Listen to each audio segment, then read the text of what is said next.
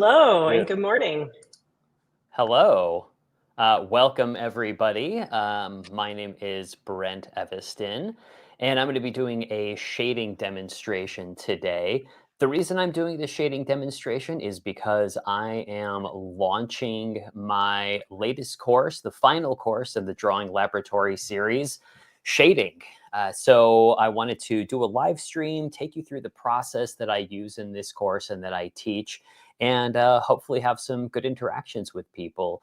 So joining me in this live stream will be my wife and business partner, Sarah Faye Eviston, and she is going to be monitoring the chat. So if you have any questions, feel free to put them in the chat, and she will get as many of them as she can to me so I can answer questions live and hopefully give all of you the information that you want. So, Sarah Faye, do you want to introduce yourself a bit or add anything to my intro? I don't think so. Just let me know if you need anything in the chat and I'll answer your questions or I'll get them to Brent. We're glad you're Oh, here. okay, great. Well, the first thing I want to say is that I really love doing these live streams. I really love teaching to a live audience, and of course, with all live streams, there's no editing. You're going to see the entire process start to finish. And so it's not going to be as tight as I try and teach in my courses, but hopefully I will provide you with a lot of useful information. So this is a shading demonstration, which means that I have already laid out the basic forms of my subject. So do we have the reference image on the screen, or do people have access to it? I don't have the reference image on the screen, but anyone can download it by going to the link I've posted in the chat. You can sign up for free access to all of the reference images that Brent uses in his YouTube videos. And the one for today is just at the bottom of the list. It's the March 4th live stream, Shading, Learn to Draw with Dramatic Light and Shadow. And you'll have a file on there called apples.jpg. Great. Okay. And would it be possible to get it on the screen?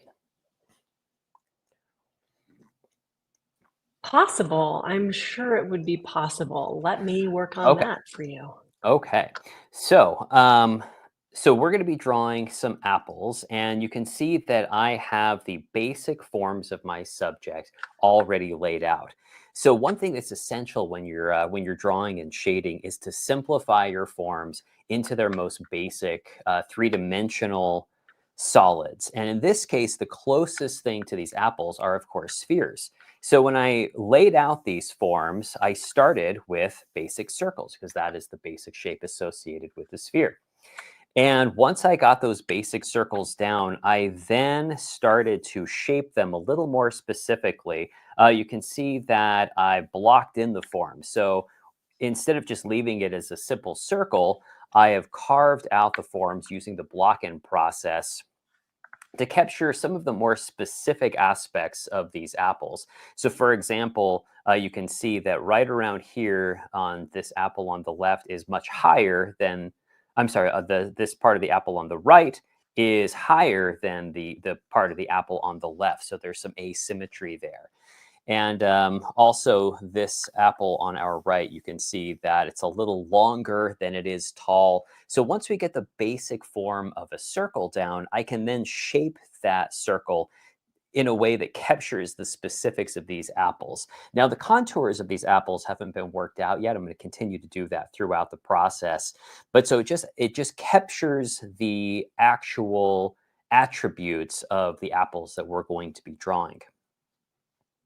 And of course, I've drawn the basic shapes of the stem. Now, in actuality, these stems are cylindrical, but here you can see it's simplified into a basic rectangle form.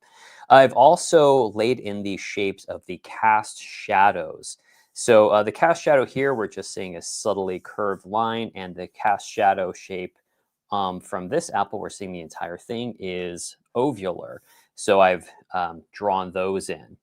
So it's really important that your drawing is to a point before you start shading, that your drawing is to a point that you're ready to shade. One of the most common issues I see is people starting to shade before their drawings are actually ready. So, and what I mean by ready is that you don't want to be fussing with shape, size, placement, or proportion. All of those things should be worked out. But once those things are worked out, then the shading process becomes much more straightforward.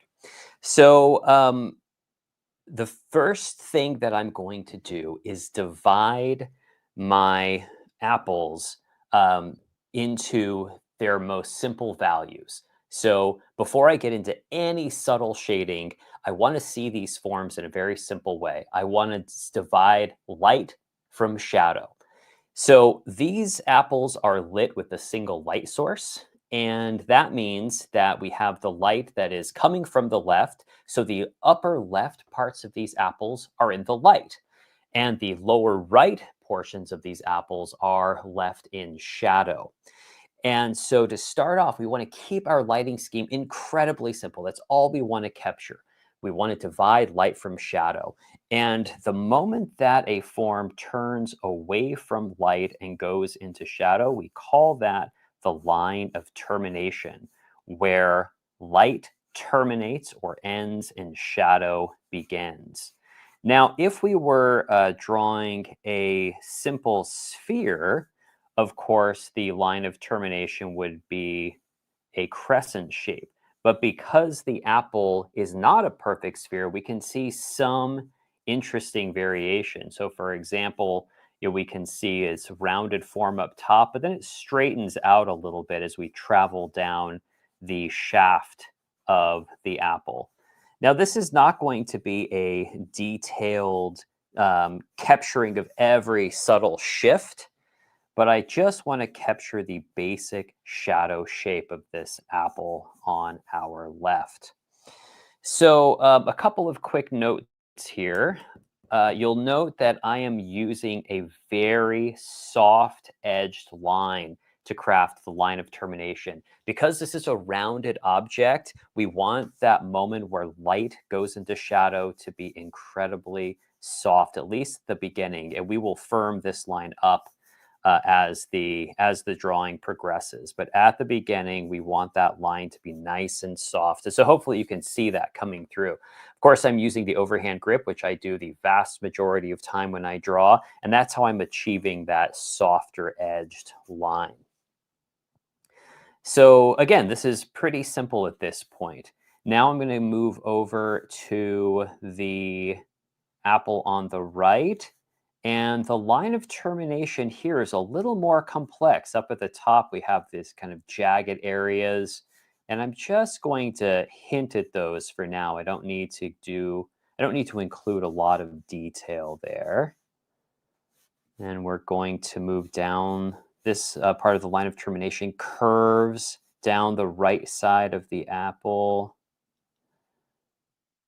And we actually see, there we go. This is going to be about like that. I think that's going to capture that shadow shape pretty nicely.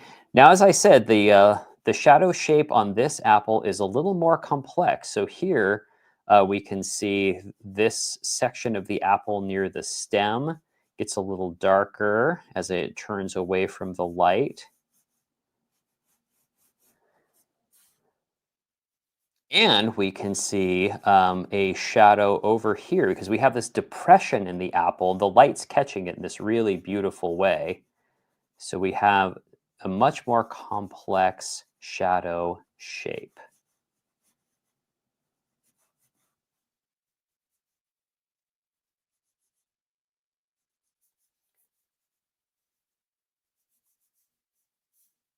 All right, so I think that's going to do it. Now, again, this is just a first pass at these shadow shapes. So they're going to gain a lot of complexity as time goes on.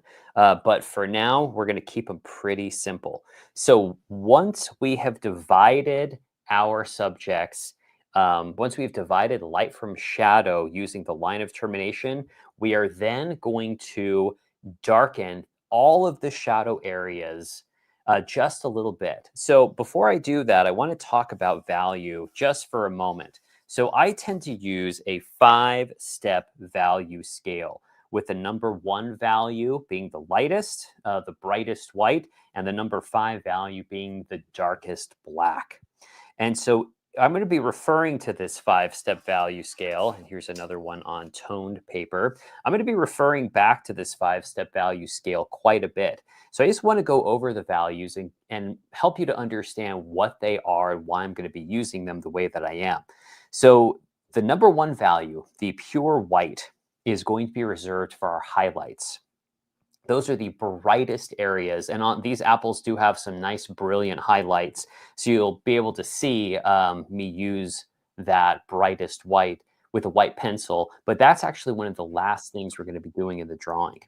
The darkest value, the number 5 value, is the value of our cast shadow. That is the darkest our drawing tools can get. So we're really only going to see the number 5 value in this cast shadow shape here, and then right underneath the apple on our right. But as you can see in the reference photo, the shadow is actually going to get lighter toward a number 4 value as it approaches the edge of the shadow that's furthest from the subject. Brent, can I jump in with a question about the scale? Sure. So Alex asks if you recommend having the shading scale on hand when starting out, perhaps doing it as a warm-up. Yeah, so in the shading course, what I have you do is take some time to really capture the values properly on the scale. Because the goal is that they jump evenly from one value to the next without any major jump. So you want an even shift from number 5 to 4, 4 to 3, 3 to 2, 2 to 1. And so once you capture the value scale properly, what I encourage people to do is to practice creating these values on command. So you know exactly what a number 2 value feels like to make. You know exactly what a number 3 value feels like to make. You know what a number 4 value feels like to make. So in the course, I encourage you to go through these values and get used to making them on command so you know what they feel like. So when you need a number 5, you're not guessing at that point. You know what it feels like in the hand to make that value. If you need a number 4 value, you know what that looks like and what that feels like.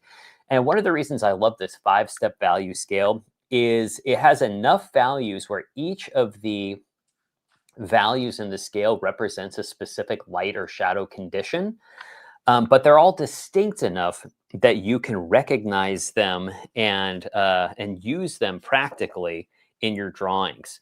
So yeah, once you perfect the value scale, once you get it working, I recommend on just practice making those values.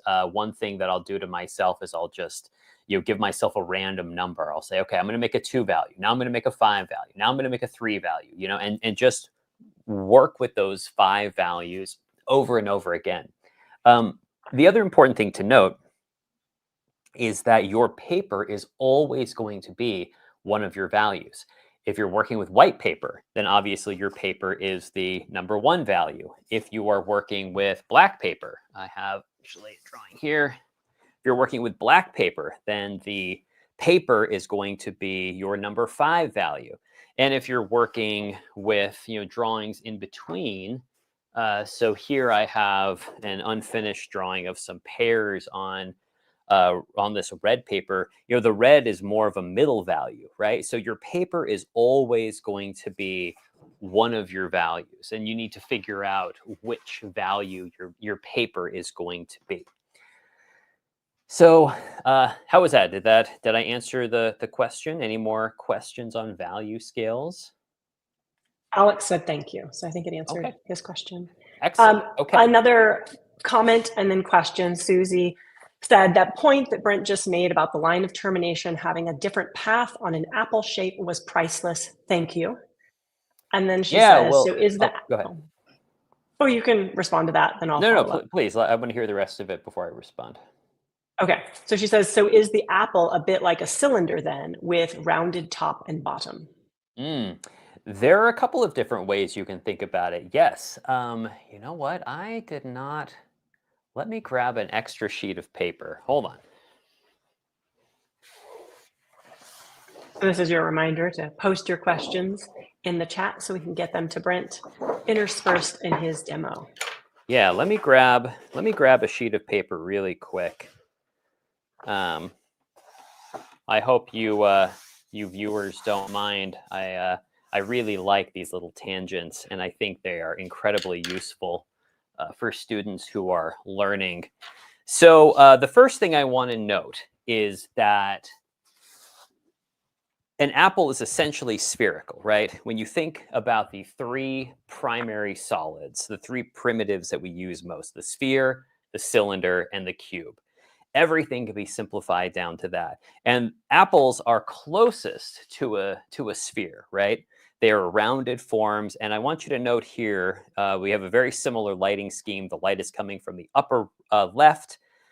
And so we have the line of termination curving around toward the right. Here it's a crescent shape, right?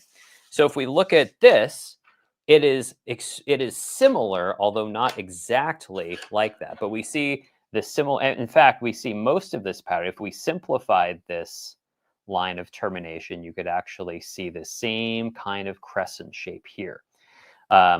Same on this one, right? We could follow this line of termination all the way down and have the same kind of crescent shape. But an apple has differences as well. So what you were just asking about, is it like a cylinder? There are a couple of different ways you can think about it. So on the one hand, you know, if we draw a simple circle, right, and we draw, say, a line of termination here, it only takes some minor modifications to kind of pick up, you know, the forms of the apple that we're seeing, right? It's very, very easy to, you know, simplify, you know, this form, and we can change a few contours around, and extremely quickly, you know, we have something that looks like an apple, right? So that's one thing we could do. And again, you can see how quick and easy that is to craft. And of course, I'm drawing very quickly here. I'm not, you know, I'm not taking my time with these. But you could also think about apples as sort of spherical on the top, and then connecting to something more cylindrical underneath with a more spherical form at the bottom. So you can conceive of these forms in different ways, right? And so actually at the top, you know, this almost becomes like a donut shape, right, with this depression in the middle, and it does kind of flatten out on the sides, although not entirely. You know, we would see some curvature, but this is another way you can think about it. And so then you can see why you have the line of termination kind of coming around here, but then going back a little bit, or you know, before it straightens out and then curves around the bottom. So this is another completely valid way you can conceive of the three-dimensional forms. And I'm gonna curve these lines, these contours around a little bit more, because of course the edges of the apple are not actually going to be perfectly straight. But hopefully you can see the utility of this as well. And it's really up to you. I mean, conception is so much of the game. You know, how you're thinking about these things.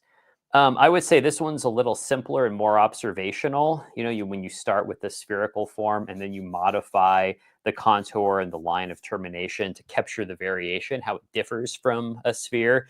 This is a little more structural, where you're working out the geometry in a bit more of a specific way. So, you know, you can conceive of it either way. How is that? Does that answer the question? Or is that, I just wanted to address that idea of cylinder versus sphere. How are we doing? Did that make sense? I don't have any follow-up information from the question asker or any other Okay. students. We have more questions, but why don't you get back to your plan and then we'll jump in a few more Okay. minutes. All right. So the first thing we do when we're ready to add value is we are going to simplify all of the shadows into a single value, about a number 3 value. Now, I use the number 3 value because it is the reflected light value. It is the lightest value a shadow is going to be.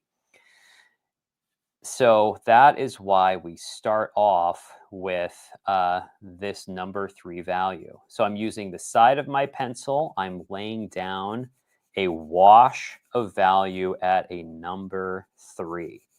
So like I said, no part of our shadow is going to be lighter than this, although we will darken a lot of the areas of shadow as the drawing goes on. So at this stage, I'm just darkening the form shadows. If you want to just see how it looks, you can add a bit of value to the cast shadows as well. We just don't want to lose the edges between the edges of the apple and the edges of the cast shadow. So one thing I want to note here is if you have accurately, lovingly observed the line of termination and captured the shadow shapes you actually see, even though they're simplified, just by adding these simple washes of value, hopefully you can start to see the drawing pops to life in a really special way. This is always an amazing transition to me to see these flat shapes on the page, and then just by capturing that line of termination and adding a simple wash of value, suddenly it begins to pop into 3 dimensions. So it's such an essential first step, and it's not that difficult, you know. And one of the things that I really want to do is break up the shadow or the shading process into really accessible ways that you can immediately apply. So hopefully you are seeing that transition from flatness into 3 dimensions. So once we have the simple shadow shapes defined and then shaded in, the next thing I'm going to do is I'm going to darken the cast shadow. So the cast shadow is the only time that I'm going to bear down on the tip of the pencil to create the darkest shadow that I can. So at this point, you will notice that I'm shifting over to the more traditional tripod grip so I can bear down on the tip. If you bear down on the tip of your pencil using the overhand grip, the lead is likely to snap. So that's why we go to the tripod grip to bear down. So I'm going to now be filling in the cast shadow shape with my darkest number 5 value. Now this will take a moment. Sarah Faye, if you have some additional questions you'd like to ask while I'm filling this in, that would be great. Sure. So I just wanted to let you know that Susie, who asked the question about the apples being cylinders, said that your explanation was really useful and thank you. Oh, And great. Alex responded that the sphere feels more lively, if that makes sense. So Yeah, I thought you'd like yeah, that. they're different approaches. Some people like a much more structural drawing. Some people like a bit more of a of an organic, natural approach. And I think it's useful to be able to think in terms of both of those approaches and to apply them when appropriate. Some there are maybe this sounds strange, but certain apples seem to want a structural approach. To me, these apples seemed close enough to spheres that I took that more organic spherical approach. And of course, it's entirely up to you which approach you want to apply.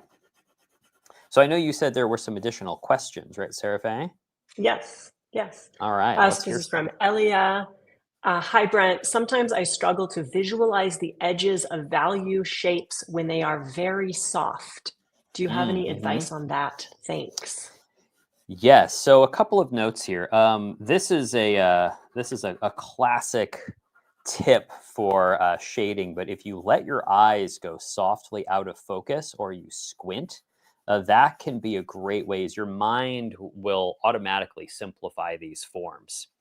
So that's always great to try. Yeah, just let your eyes go softly out of focus. Another thing you can do is shrink your reference or get a distance from it, because the reason that the shadow edges start to appear really soft is because you're letting in too much visual information. You're trying to process too much visual information. So anything you can do to simplify the visual information coming in to limit it is going to be very helpful. One other note here, again, I am assuming that people are drawing from subjects that have been lit with a single light source. If you are drawing from objects that are, all in diffuse lighting or lit with multiple light sources, it's very difficult to draw that way because you're losing most of what makes something look three-dimensional. You may be gaining detail in that way, but the reason this reference photo looks so three-dimensional is because of that single light source. So yeah, I would really encourage you to make sure you are drawing using a single light source. It's one of the best ways to get this full range of value in a way that really prioritizes and highlights the three-dimensionality of your subject. Any other questions before we get to the next shading step? A question about color, but that might be relevant. I struggle in understanding when the color of the object is lighter in a shadow. Yeah, so in this shading demonstration, I'm not addressing color theory directly. What I will say, I'm drawing this as if it were achromatic. Now, the piece of paper I have is kind of a bit of a greenish gray. Uh, but yeah, we're not addressing shadow or color in a really direct way. This is all about light and shadow. However, one of the reasons it's so important to study light and shadow is that once you understand how light and shadow work, color becomes so much easier to deal with. One of the most common problems that I see with people in particular who want to learn to paint is they start studying color before they understand light and shadow. And color makes very little sense if you don't have a strong understanding of light and shadow.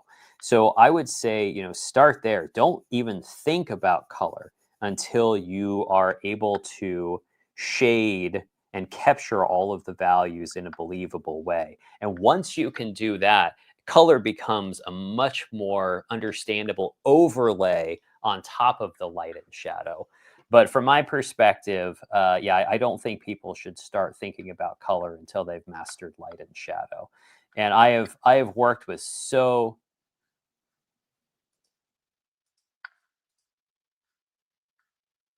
Seraphe, are you hearing some music? Oh, I apologize if some music came in. I was Seraphe, looking did you for the hear that? shading. I'm not hearing you. You keep cutting out for me. Are you talking, Brent? Oh, okay, there you are. You disappeared for a moment. Okay. What was that? Okay. I was looking for the shading playlist, and it probably overrode my audio. Ah, okay. All right, but we're back on track, yes? Yes. Okay. And I will take myself away so that I can not disturb. Okay, so for the next step, what I'm doing is I am drawing the core shadow. I am drawing the core shadow at a number 4 value. So, so you can understand what I mean by core shadow. Let's go back to this drawing of a sphere. So we know that the light is coming from the upper left and it's shining down. So the upper left areas of our forms are in light and the lower right parts of the forms are in shadow. So I want you to notice right here, there is this darker band of shadow. Now, many people think that the darkest part of the shadow on the object is going to be next to the edge, but that's not what we see. So what's occurring here is we have light that's coming down, bouncing off of the ground plane, as well as anything that is to the right of our object, and reflecting some light onto the underside of the object. So this brighter area is called reflected light, and this dark band of shadow is called the core shadow. Now we can see that very clearly in our reference photo as well. we see that we have this brighter area of the apple right here next to the edge, and that is from light that is hitting the ground plane and bouncing back up and reflecting light onto this part of the apple. And you can see that next to it, we have this darker band of shadow. That is the core shadow, the darkest part of the shadow on the object itself. Now, the core shadow is not as dark as the cast shadow. Remember, the cast shadow is a number 5 value. That's going to be our darkest value overall. But on the object itself, on the form, the core shadow is going to be the darkest shadow at approximately a number 4 value. Now we have a really interesting reflected light on the apple on our left here, because we don't merely have light hitting the ground plane and bouncing back up and lighting, but we have light coming down and hitting the apple on our right and then bouncing back. And you can see the reflected light on this right part of the apple on our left is incredibly bright. So we have a lot of reflected light right there. And so, but we can see this dark band of the core shadow picking up when that reflected light from the apple calms down a bit. So I think that the addition of the core shadow, again, it's another level of popping these forms into 3 dimensions. Now, I want you to take a look at the upper right portions of the apples here and here. We don't see that much of a core shadow. And of course, that's because there's nothing above the apples to reflect light back on them. So you can see the form shadow, the shadows on the apples themselves start darker on the upper right. But as they come down, we start to get some reflected light from the environment, from the surface that they're sitting upon. And that adds some value. That adds some light to the underside of these forms. So just a reminder once again at this point, these are very, very simple, but hopefully, again, you can start to see the illusion of light and shadow and the illusion of roundness start to manifest in these drawings.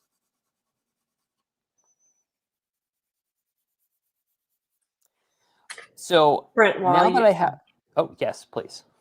Oh, I was just going to jump in with some more questions, but I can Sure. wait.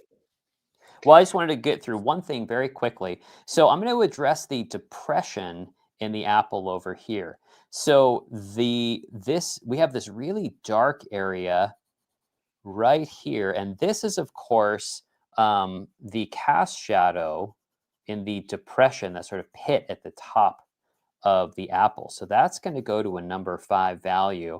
And then, because this is almost a donut-like form at the top, we can see another core shadow right here that we're going to place at about a number 4 value.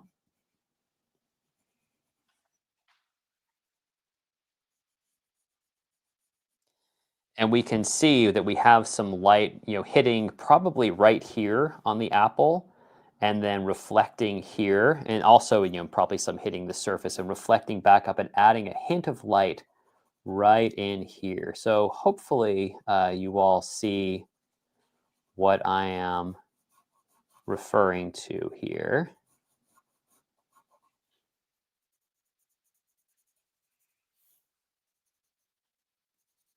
And again, as the drawing goes on, I'm going to continue to refine these areas. And this is really nice. We can see the stem here emerging from that shadow there. So, all right. Okay, do we have another question, Seraphe? Yes. So DJ asks, do the books contain the same information as the online courses, or are these more complete than the books? And I was thinking maybe you could even talk a little more broadly about the difference between art and science of drawing, the courses in Drawing Lab, and then your books. Sure. So I have three ways that you can learn to draw if you're at a beginner intermediate level. So I my first drawing series was the art and science of drawing, and that series was created to really simplify the drawing process down to its fundamentals. Um, the art and science of drawing series will always have a soft spot in my heart. It was the very first collection of online courses I put together, and they launched my career, and I think they really provided a lot of value to students. Um, and it's a great way to learn. My second series, the Drawing Lab, I've took everything I learned about online teaching, all of the improvements in my drawing skills, and in the Drawing Lab, I gave a much more in-depth look into the drawing process. So, yeah, the Drawing Lab has much higher production values. It's a more complete look at drawing. It goes into more information. And I would say the books, I have 2 books, The Art and Science of Drawing and The Art and Science of Figure Drawing. I would say that, they don't include as much information, but it's a good condensing of the information. But, learning from books and learning from video are so different. I have done both. One of the reasons that I decided to write those books is, I do so much writing about my process overall. It really helps me to think through what I'm doing. And so, not only do I love the process of writing, but I already had so much writing down. And yeah, learning through writing and images is just different from learning in video. You have to organize the information a little differently, and so I think both are great because they engage different parts of the brain. Um, I think ultimately video is a more natural way to learn to draw because so much of drawing is actually watching the movement of the hand. You're watching when the grip switches, watching how fast a line is made, and you don't capture any of that in a book.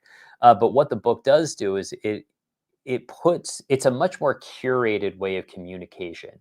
Right now, and in my courses, I'm speaking to you, as these ideas come into my head, and they're not always said in the most articulate ways or put in the best possible order. And in a book, you actually have time to move things around and edit them and refine them. And so the information can be communicated in a much more straightforward way. So they're just very different ways of learning to draw.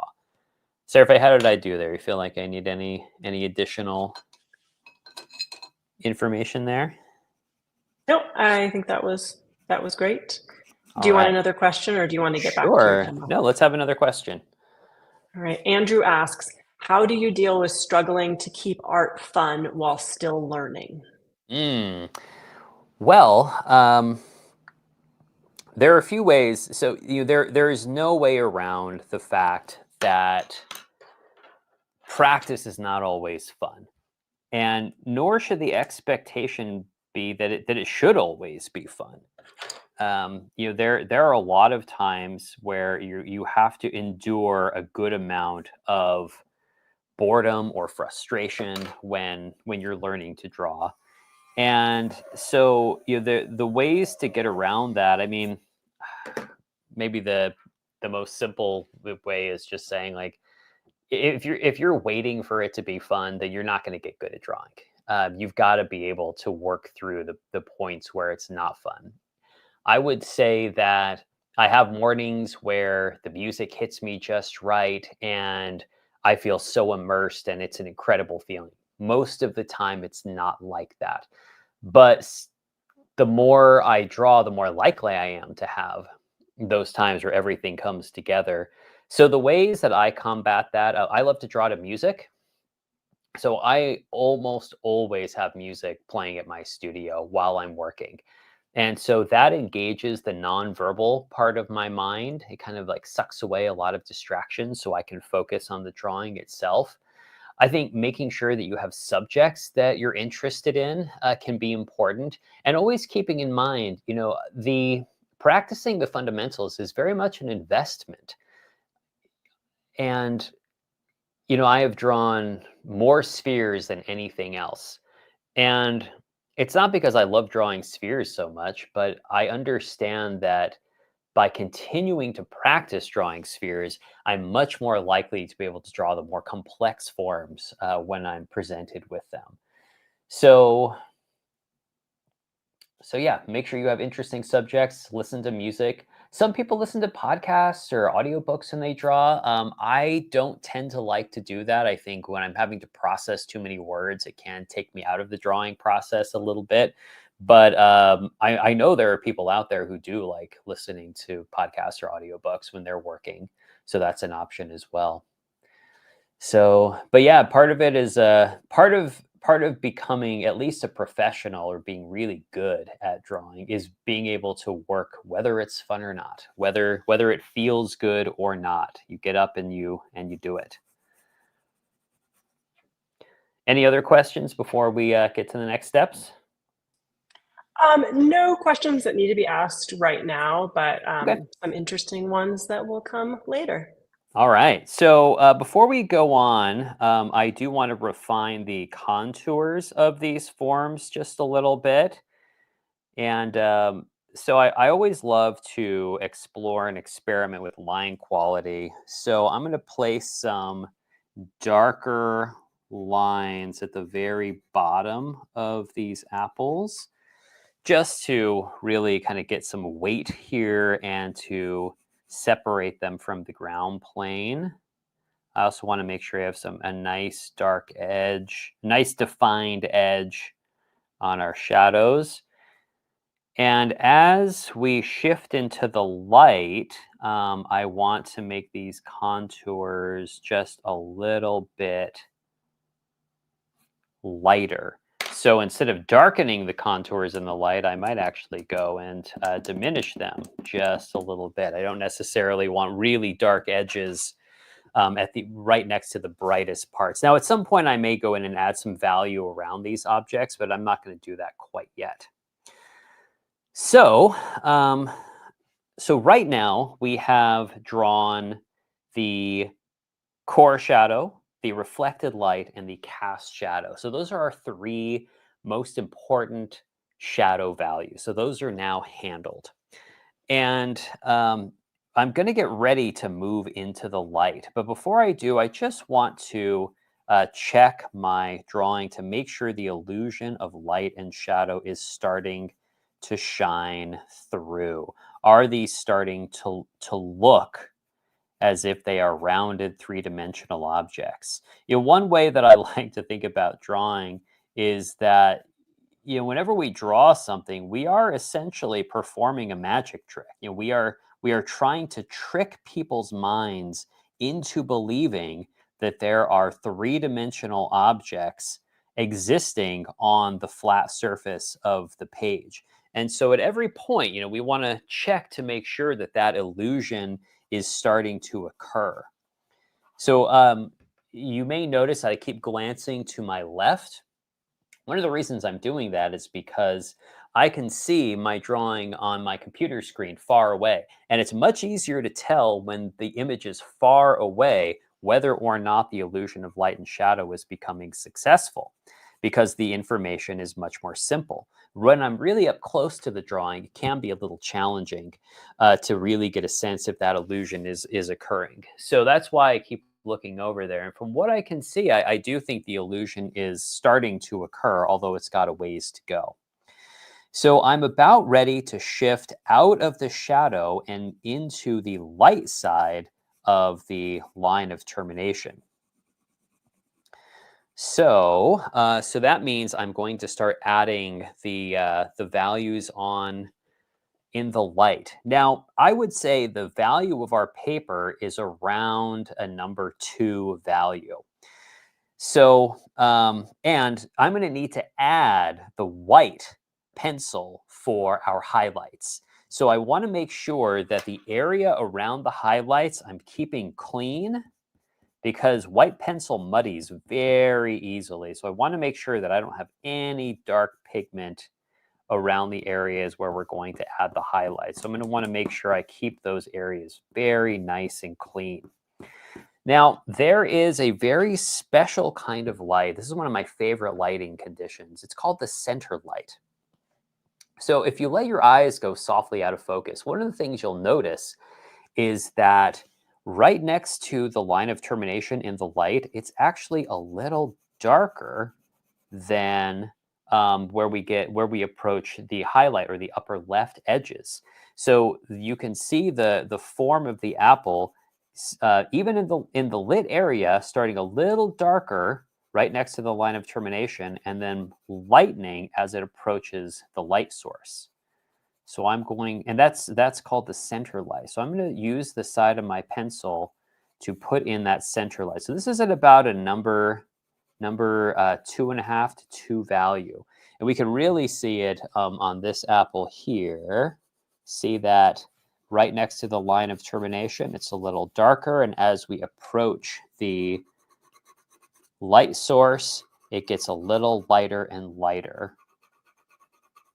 So this can be a subtle effect, but I think it adds so much to an image. And it helps to soften that line of termination so it's not quite so firm. When we start talking about refinement, we'll get a little more into shadow edges. We can see something similar here right next to the line of termination. It's a little darker and it gets a little lighter as we approach the light source. Now, I want to make sure that I'm stating once again, these are still simplifications of these light and shadow patterns. The final step in the shading process is one of refinement, where we're going to go through and really start to capture all of the subtle variations that we may have missed throughout the rest of the drawing process. But for now, our goal is just to do very simple approaches for them. All right, Seraphe, now would be a good time for some questions before we get into the highlights. Great. Reza was asking what materials you were using, or he was asking specifically what pencil you're using right now. So I shared the link with your recommended materials, but just wondered if you wanted to talk a little bit about pencils. Yeah, so my favorite pencil to use is the Rembrandt Polycolor pencil by Lyra. I use these for the vast majority of my drawing. It is an oil-based colored pencil. Now, if you are interested in colored pencils at all, you're probably familiar with Prismacolor pencils. And Prismacolor makes a fine pencil, but they are wax-based. And the difference between a wax-based colored pencil and an oil-based colored pencil is that wax over time tends to become hazy. What they call it develops a bloom over the surface that it looks a little hazy, and it loses some of its darkness. Now, this is if you've ever opened up an old bar of chocolate, you can see that the chocolate gets lighter. That's the wax or the paraffin that's separating a little bit. So that happens with wax-based colored pencils as well. So oil-based colored pencils don't tend to do that. They tend to maintain that value. These Lyra Rembrandt polycolor pencils don't smear or smudge that much, and they tend to maintain their color. So this is the colored pencil that I love using. There are a lot of good colored pencils on the market that I think a lot of artists are using. Another very common one is the Faber-Castell Polychromos pencil. I actually use those for my whites. As much as I love the colors that Lyra makes, I feel like their white pencil lacks a little punch. So I tend to switch over to, the Polychromos pencil by Faber-Castell. Or I will also frequently use the Derwent drawing pencil. Their white pencil is a beast. So these are really soft and creamy, and so I'll often use these for highlights as well. So those are the pencils I'm using. The specific color of pencil I'm using for this drawing is dark sepia. So I have this kind of greenish gray paper that I'm working with, and sometimes it feels like a full-on black is a little too heavy, and so I like just a hint of brown So I think these dark sepia pencils, they're nearly black, but they have just a hint of a warmth to them that I think is really nice on colored paper sometimes. So those are the pencils that I'm using. The paper that I'm using it's a Canson Mitientes paper. This is my standard paper that I like. It's not terribly expensive. It comes in a lot of colors, and it is archival. And I like the texture of the smooth side. The Canson Mitientes paper is double sided. One side it has a little more tooth to it, a little more texture than it has a smooth side. I prefer the smooth side, but it's really up to the artist which they prefer. So yeah, there are some materials there. Any additional questions? Sure. So a student requesting weekly live streams, so just putting that out Ah, there, yeah, and then okay. asking, Brent, in your course, do you recommend the overhand grip? Yep. I am a watercolor painter, so the Mm-hmm. brush grip practice comes during the gesture drawing and ruins the drawing. Can you give some tips? Did you say the brush grip? That, Um, yes, that. Okay. Well, I'd like to hear a little more information on how this person feels it's ruining. So if I could get that just Okay. to make sure I'm properly addressing the question. Okay. So I'll leave that out there to get some more information. Um, Another live stream related question. Mhm. Yes. How important is art critique, and would you consider doing a critique live stream? Yeah. So I have actually I'll answer the first part of the question first. So getting a critique of of your work can be really important. And I actually come from a pretty brutal critique culture when I was learning, and I really found it incredibly useful. It's a really great way to start to get a sense of how other people are viewing your work. I know that a lot of people are really afraid of critique. So, or actually, let me go back a bit. Let me define what we're talking about here. So while we're learning, we are all doing our best to achieve certain aims with our artwork.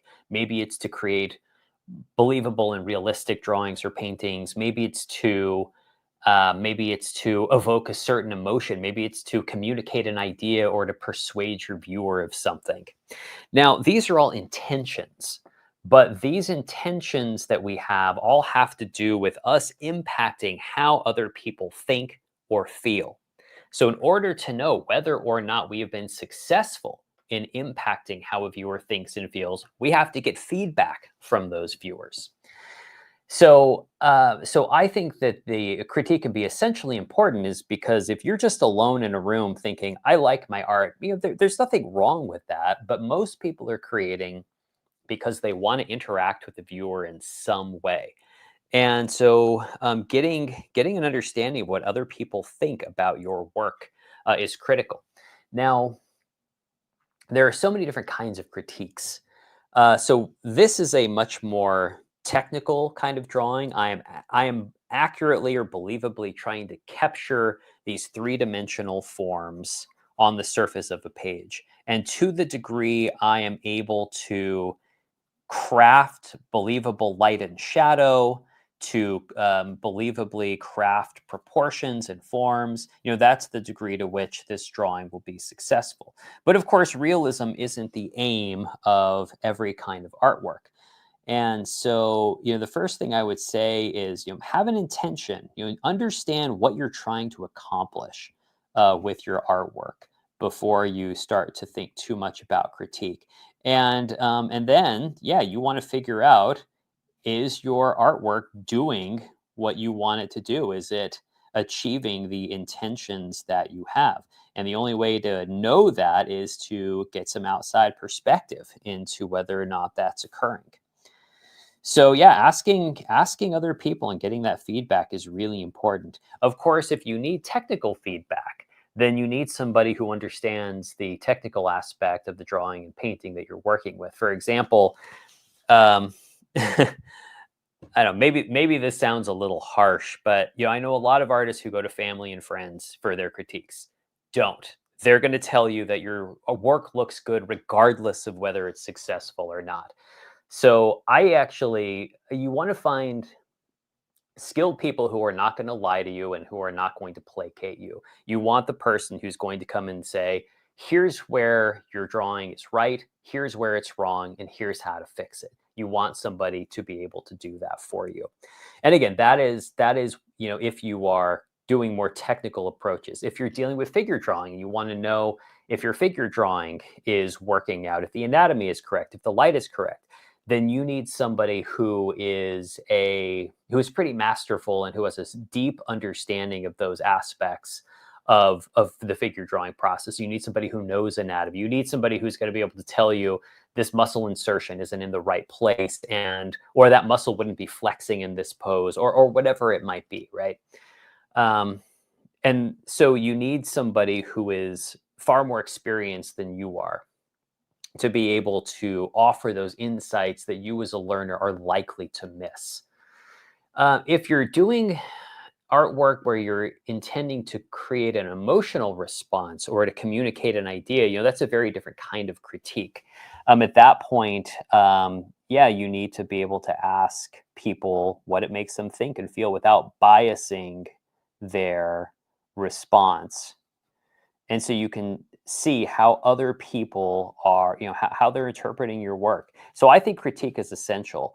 I have been working with Proco for a number of months now, and I've actually done a number of critiques of student work through Proco's platforms and on Proco's YouTube channel, and it's great. And that audience is there for some solid critique. So I certainly try and give a very straightforward.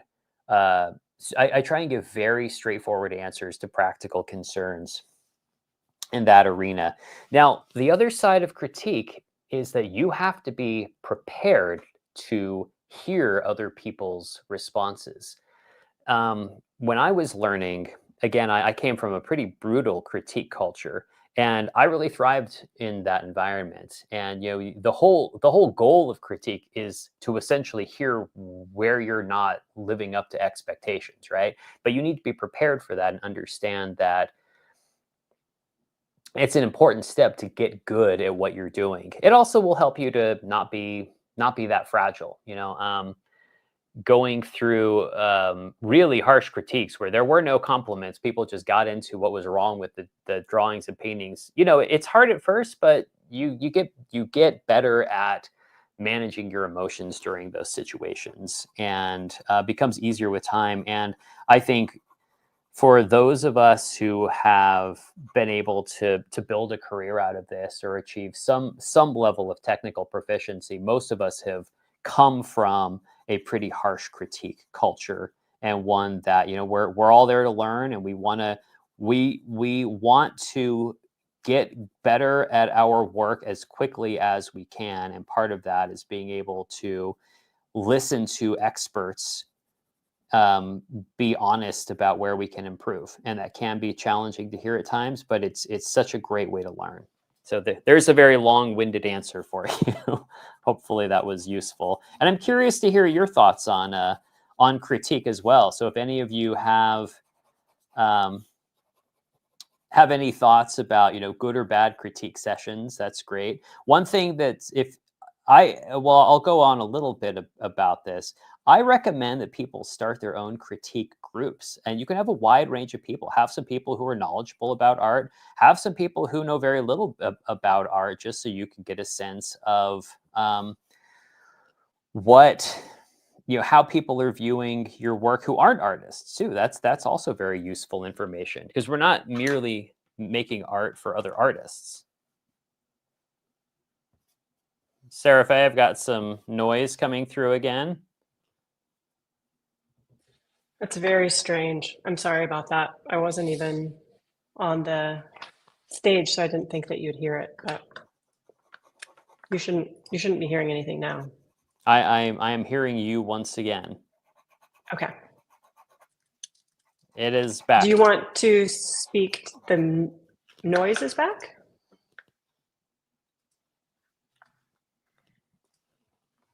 Sorry, we had some additional noise coming through again. And are you hearing it now? No. Okay. Very peculiar. All right. So, did anybody give any feedback or responses to my long-winded talk about critiques? Alex said thank you. Do you Okay. want to speak to your nascent ideas about live stream critique? So I have not yet, not yet. I don't think so. I guess I'll Okay. say I have thought about starting a critique group, but not merely where I critique other people's work, but where I invite students or viewers to critique my work, because I find that incredibly valuable. Even at this stage of my career, I find it incredibly useful. And as many of you may know, I do a lot of different kinds of drawing as well. I love this kind of, more traditional drawing, but I also do I also create drawings that are more experimental, more creative, and I'm always curious to see how people are receiving those. But that is what I will say about that for now. Okay, so we have the center light that is coming through here. So again, it's a subtle effect. I hope it's coming through on the limited resolution that we have on YouTube. I think you should be able to see some of that. So now I am going to add in a bit of highlight. So in the areas that are brightest, I'm going to take my white pencil and I'm going to start to add just a hint of white, just to get this light area here. Not a lot of light, it's going to be subtle until I get to the highlight. Is this coming through? Yeah, hopefully. I think, is this coming through, Seraphe? Is this subtle white pencil visible here? I'm certainly seeing it. Well, I'll let you know if Okay. I get any different comments. All right. So I'm just adding a bit of light before I'm going to take that back just a little. I want to make sure that I've got all the pigment out of there. I feel like there might have been just a little bit of pigment, dark pigment lingering there. So I'm going to take that out and then restate that just a little bit. Any pigment in your light areas can get a little muddy, so you want to be pretty careful. White is an incredibly delicate color.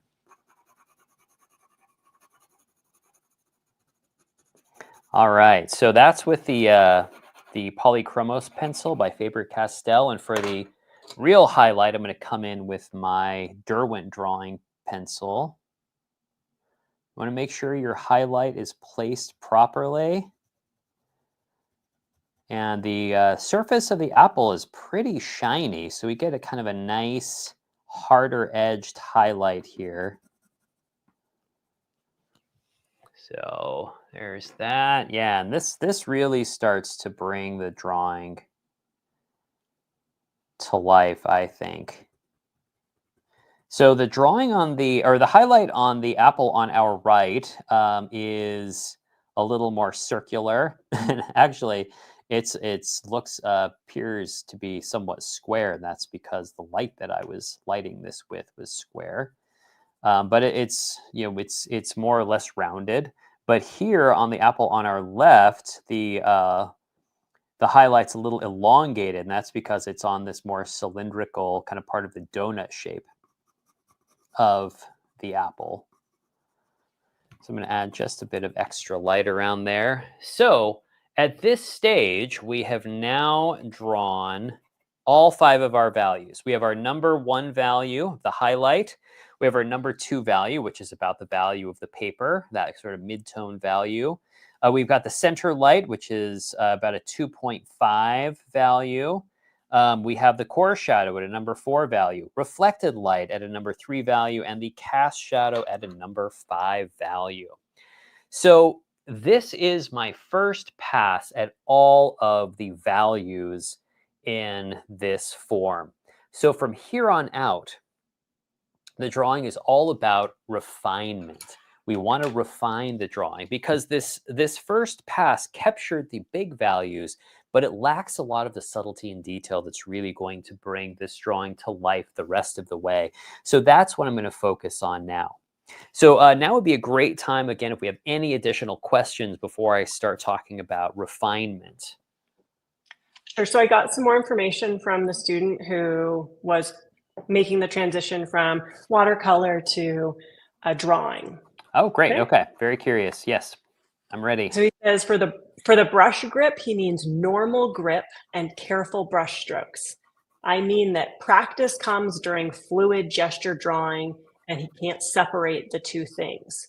During painting, we have to use careful brush marks that practice overlaps, and he's trying to do careful fluid gestures and ruins the dynamism of the gesture. And finally, after watercolor painting, when I try gesture drawing, my hand freezes. My mind starts to tell it to be careful, which he thinks comes from the watercolor painting. Yeah, I think with practice, you'll get better and better at making that separation. A lot of what you're suggesting comes down to just association. It's something that you're going to have to initially fight through. My best advice on this is my guess is that a pencil feels different in the hand than a paintbrush. And paper feels different than, the kind of paper you're using for drawing likely feels a little different from watercolor. Focus on those differences. And when you have a pencil in your hand, you want to associate a more gestural approach and be able to loosen up. Again, like the physical sensation of running a dry pencil across a paper surface and the dimension of the pencil in the hand is likely going to be a very different feeling. And so just focusing on those differences, you can start to associate a looser, more gestural approach with the pencil and a more more controlled approach with the paintbrush in the hand. So those would be my thoughts. But yeah, with more practice, you will get better at making those separations a little more naturally. Hopefully I'm making sense. Let me know if I've understood your question properly. And if I haven't, maybe you could help me give you a better answer that's more practical for you. All right, what else do we have, Serapé? Ashu asks, how does one deconstruct a piece of art into somewhat followable steps to achieve such style? A piece of art. Well, I think it really depends on the artwork, but assuming for the moment that we're talking about the kind of images that we're creating now, something that's a little more technical and based in light and shadow and believably capturing form. I would say that there are a few elements you're always going to be dealing with, right? Light, shadow, three-dimensional form, and color. The basic process that I always teach, and I don't know if this person has been in any of my courses, but it's a very simple process. It'll work for most things. You first start off very lightly. You simplify things into their most basic flat shapes: circles, ovals, four-sided shapes, rectangles, squares, trapezoidal shapes. And once you've captured those, you start to transition those two-dimensional shapes into three-dimensional forms: spheres, cylinders, cubes, ovoids. And once you have added that three-dimensional element and you've worked out the basic proportions, at that point you can start the shading process, which is what I have demoed here. And if you are working in color, as I mentioned before, the color merely becomes an extension of the light and shadow process. So that'll take you through most of what you want to understand for most pieces of artwork. So that's a very quick simplification of that process. Hopefully and just to let you know, the student making the transition between watercolor brush and pencil replied, "Thank you so much." So good. Okay. Answered his question. Good. I hope that was useful. in these live streams, I am here to provide value for your practice. So anything that you want to know, I'm here to help answer. And I do like to keep it focused on the type of demonstration we're working on, but yeah, I will try and answer these questions if I can. So before we get to any additional questions, I just want to go through how I've been spending my time here creating these refinements. So I added a shadow that we didn't discuss directly, but it's a reflected shadow. So here, right, you can see that on the apple on our left, right next to the edge of the apple on our right, we see this darker area of shadow where light doesn't get in. And so that's, it's not one of what I would consider our primary shadow condition, but I've added that in. And it, again, it just adds some depth and sophistication to the image. I have softened the edge of the core shadow to some degree, and at the reflected light. And I've darkened the core shadow up here on the upper right on both of these images. So again, it's just about going around and now asking, where do we deviate from what we see? Here we actually have a nice little hint of reflected light that's shining through on the far right of our apple. Hopefully you can see that. I'm not going to let it be as bright as it is in the reference photo, but I did want to add that in to some degree. I also wanted to show you here, we have this beautiful little moment where there's actually a little dent in the apple. Now, this is a real judgment call whether or not you want to include these kinds of things, but I thought it might be nice to show you. You can see that this dent here, the upper left part of the dent is not catching as much light as the lower right. So, we just have this little bit where it looks like somebody like pressed a finger too hard in there. I just wanted to include that little subtle piece of information there. I thought it was kind of a nice, beautiful little moment that, there are some of you that may think that you don't want those kinds of imperfections in your drawings. Fair enough. You're never required to include them, but I thought it was kind of an interesting moment, and I wanted to show you how to approach something like that. It's subtle, but I think it can add some information to the drawing. So one thing that I've also started doing is using a sense of cross contour to amplify the three-dimensional quality. So I've started, adding some value following the directional line, so we can feel lines kind of emerging out from the this depression here and coming, up and over the surface of the apple, kind of capturing this more, three-dimensional roundness of the form. And again, this is somewhat subtle, but I think it starts to, again, emphasize the three-dimensionality of the apple that we're drawing. So these work almost on a kind of subliminal level, but I think they do add something interesting. I think the reflected light's a little too bright here, so I'm going to tone that down, or I'm going to darken that reflected light just a hint. Same thing here. I think the reflected light is just a little too strong over here. So I'm going to dim that reflected light just a little bit. So at this point, I'm really starting to see, the drawing is starting to work. Again, I'm going to come up and out of this depression and kind of create some lines that are traveling up and over the surface of the apple, just to sort of emphasize that three-dimensional roundness.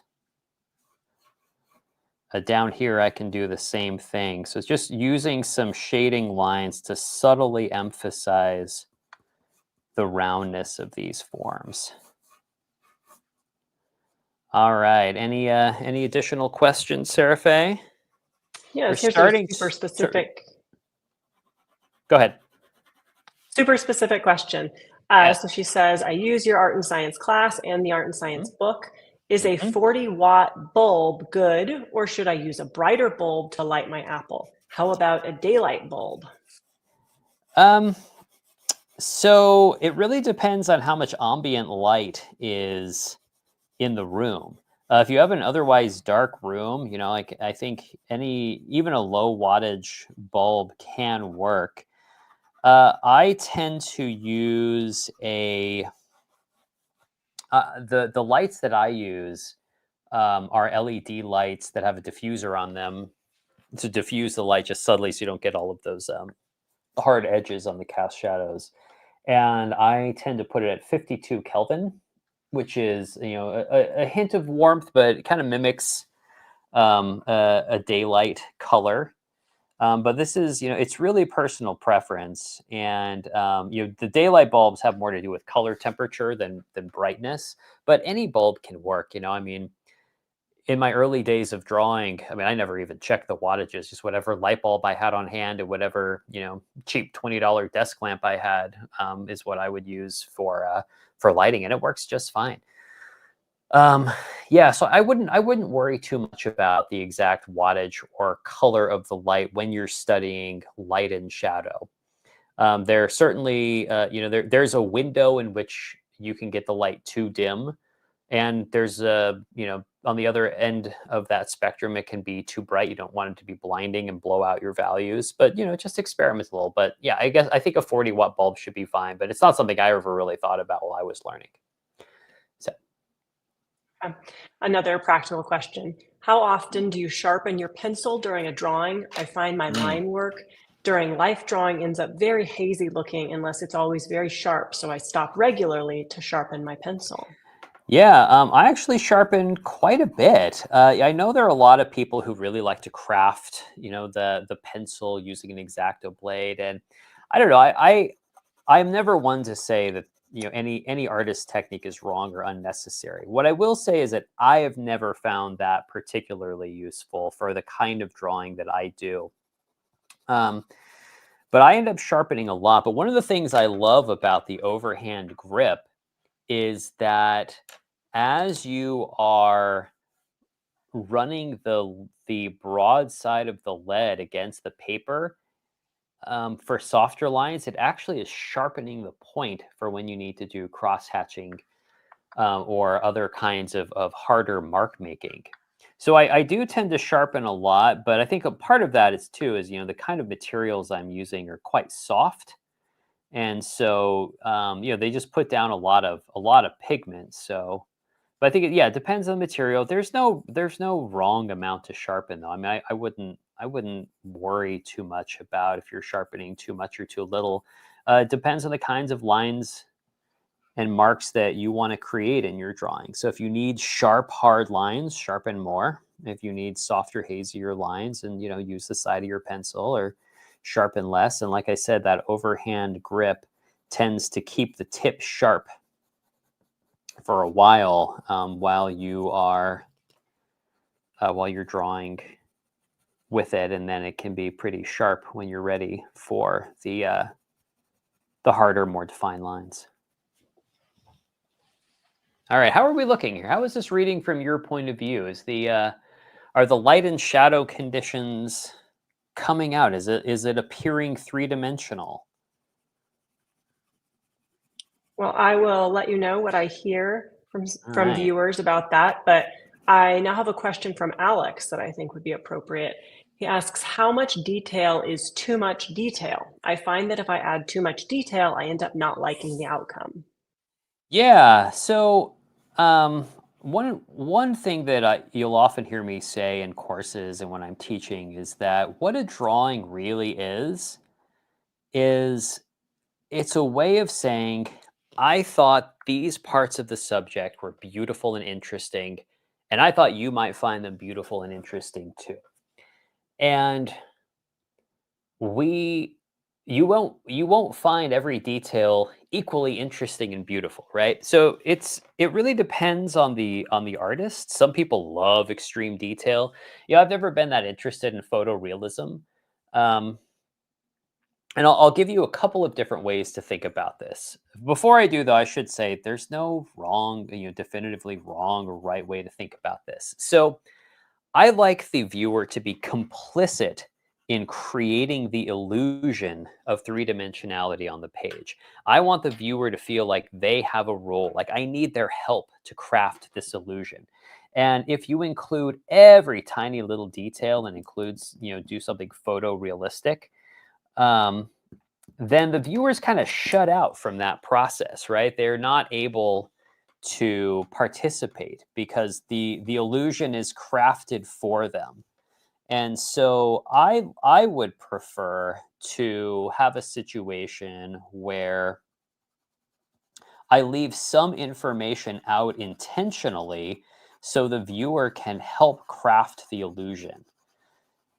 So that's one way to think about this. If your drawing is too simple, then it will look cartoonish. Now, maybe you want your work to look cartoonish, at which point that could be that kind of oversimplification can be successful. But it's also very possible that you want some depth and complexity to the work so that it doesn't appear cartoonish. So that would be it's up to you to find that right level. I also tend to I like my drawings to look like they're drawings. I think that's part of the magic of drawing, is that a drawing hovers somewhere in between realism and wearing the fact that it's a drawing on its sleeve. So, yeah, I like there to be evidence of lines and evidence of unfinished areas, so people can get caught up in the fact that it is a drawing and never forget that fact. So, too much information can feel a little closed off. That being said, if you're doing a scientific illustration where the information is relevant to, if the attempt is to record everything as much as possible, then that's a different kind of drawing. So yeah, I absolutely do think that too much detail can be a bad thing in a drawing, as well as too little detail. So figuring out that right balance is an important thing to be able to do. Any other questions here? This one is a bit different, but Natalia asks, do you paint with oils? And who are your favorite impressionist oil painters or painters? Impressionist oil painters. She just said impressionist painters, to be clear. Yeah, I have not painted with oils in many years. Most of my practice is geared toward various kinds of drawing projects. I like so many different kinds of painters. In terms of my favorite impressionist painters, I think impressionism can be a little tricky to define. I don't know that John Singer Sargent is technically an impressionist painter, but having seen a lot of his paintings up close, I do think it's really incredible how little information there is there. I think there's a good case to be made, that he takes a more impressionistic approach than I think people often think of him as taking. So, yeah. But I studied oil painting many, many years ago. Some of my favorite oil painters in general, I mean, they're the classics. I mean, Caravaggio is one of my absolute favorites, and he has such an extreme use of light and shadow that I really tend to gravitate toward his work quite a bit. In terms of more contemporary masters, I really love the paintings of Robert Liberace. He's an incredible drawer and painter, and his work includes just enough detail to appear to be far more realistic than it is. But when you look at it, he's a real master of efficiency in his work. And, they're not as detailed as you might think they are. And he's able to maintain a gorgeous sense of gesture when he paints as well, that I think is really special. So if you're unfamiliar with his figurative paintings, I highly suggest checking those out. So one thing you're starting to see me do is add some value to the background, so to darken the background a little bit. I think this can be just a really beautiful way to add some visual interest. We don't want our drawings or paintings to look like they're just floating in a void. So you'll see that I'm going over the background value a lot. Just the more passes that you make, the more easily you can start to obscure individual lines and strokes, and it just kind of creates a sense of value. So this is this is something that it takes some time doing. You want to be patient as you overlay passes, but hopefully you can start to see it adds a really nice sense of depth and dimension to the drawing. So one thing that I'm doing, this is kind of subtle, but you'll notice that the line of the tabletop, between the tabletop and the background, is a little hazy. It's a little out of focus. It's not really hard, and that kind of it mimics what a camera might do, creating that sense of like slightly out of focus. Versus the edge of the apple, which tends to be a much harder edge, so it makes it appear much more in focus and closer. So we are getting close to the end of this demo. So if anybody has any other questions that you'd like to share, I would love to hear them. I am here so we had a Go ahead. Okay. So Fernando asked earlier, how much time per week do you think someone should practice shading? And T just asked, how many hours of practice would you recommend per week for someone who wants to become a professional? I find questions like that a little challenging to answer. Where we all have very different things going on in our lives. I know that when I started taking drawing seriously was in my early to mid teens. And at that point, not only was I in school, but I was also working a job that, it was many hours a week, a number of hours most days. And, um, when I got out of high school, when I was still trying to pursue, I immediately got a full-time job delivering pizzas. And so, you've got to carve out the time that you need to, that you can to practice. And that's a very personal thing. For me, I try to devote hours, at least 2 to 3 hours per day to drawing, even during those periods of time where, I had another job or I had other responsibilities, going on. I got my first job at 15, and have been employed nearly constantly since then in some job or another that was not art related until I was able to to make a living at this. But you've got to carve out that time to practice when you can. So you also don't want to make it a chore. You don't want to get too burned out on it. But and even when I was studying at art schools, then I was still working multiple jobs at every point. So I find those hard to answer because if you have all the time in the world, if you're not in school, if you don't have a family, if you don't have another job, and I don't know who of you are in that position, but of course, draw as much as you can, but just try and, assuming that you do have other responsibilities, that you do have jobs, that you do have families to take care of, that you do have other things, you've got to carve out the time for drawing when you can. And even 2 hours a day, 3 to 5 days a week will make a huge difference over time. And so, just try and be patient, try and carve out the time you can find. But there's no right, there's no right amount of time. And just, the more you practice, the more time you can devote to practicing, I think the better. But it's also about practicing smart and, keeping focused. And if you're unfocused, you get to the point where you're practicing too many hours a day and it starts to all become a blur. I think that taking a break and allowing your mind to process what you're learning can be really important as well. So I don't know, was that answer useful at all? I don't often talk about, my own career and how I learned and came up in the art world that much, but I think, there are some interesting things to learn there. I don't know, maybe I'll open up more about that at some point, but. All right, well, I'll transition to a value scale question. Yes. Earlier, you used a value of 2 to 2.5. When Yep. I shade, I tend to stick to the exact 5 values because I worry about it becoming muddy, but my Yep. drawing lacks subtlety as a result. Any Yep. advice? Yeah, so what I teach in the course, if you recall, is when you get to the refinement stage, that's the time to break out of the 5-step value scale. So, assuming that you're working with the 5-step value scale during the initial phases, right? During that phase where we divide light from shadow, we shade everything in it, all the shadows in a number 3 value. Then we add the number 5 for a cast shadow. Then we add the number 4 for a core shadow. Then we address the light.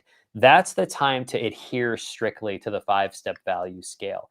After that, once you enter into the refinement stage, you want to maintain the overall light and shadow shapes, but maintaining those 5 specific values becomes far less important. So again, a couple of really good examples. Up here, in the core shadow, this is closer to a 4.5, right? So it's somewhere in between. And again, when I say 4.5, it's not like I've measured this exactly or something. It's just a way to say this started off as a 4. Now it's darker than 4, but it's not as dark as 5, right? So that's what we're suggesting there. Obviously, so in the cast shadow, I talk about moving from approximately a number 5 value toward a number 4 value. Well, that's a gradation, right? And a gradation by definition is going to go from 5 to 4.9, 4.8, 4.7, 4 point, as it goes on. And so I think that the 5-step value scale is a great way to think, but once you start to have gradations, once we start to say put in that center light that starts at the number 4 value and gets lighter, we're automatically cycling through much more subtle shifts in value. So the 5-step value scale is a starting point, but it's not an ending point. It's a way to simplify values in your mind so that they become practical and understandable, but you don't want them to be an albatross. You don't want them to hold your drawing back and miss subtleties that may really bring it to life in some beautiful and interesting ways. I All have a right, couple of comments. sure.